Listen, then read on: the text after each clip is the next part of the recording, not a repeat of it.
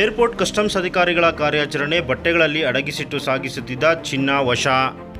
ದೇವನಹಳ್ಳಿ ಕೆಂಪೇಗೌಡ ಅಂತಾರಾಷ್ಟ್ರೀಯ ವಿಮಾನ ನಿಲ್ದಾಣಕ್ಕೆ ದುಬೈನಿಂದ ಆಗಮಿಸಿದಂತಹ ಪ್ರಯಾಣಿಕನೋರ್ವನಿಂದ ಅಕ್ರಮವಾಗಿ ಸಾಗಿಸುತ್ತಿದ್ದ 1.5 ಕೋಟಿಗೂ ಅಧಿಕ ಮೌಲ್ಯದ ಚಿನ್ನವನ್ನು ವಶಪಡಿಸಿಕೊಳ್ಳಲಾಗಿದೆ.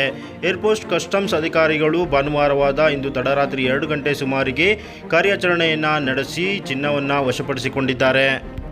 ಜೀನ್ಸ್ ಪ್ಯಾಂಟ್ ಹಾಗೂ ಟೀ ಶರ್ಟ್ಗಳಲ್ಲಿ ಚಿನ್ನವನ್ನು ಅಡಗಿಸಿಟ್ಟುಕೊಂಡು ಪೌಡರ್ ರೂಪದಲ್ಲಿ ಸಾಗಿಸುತ್ತಿದ್ದ ಚಿನ್ನವನ್ನು ವಶಪಡಿಸಿಕೊಳ್ಳಲಾಗಿದೆ.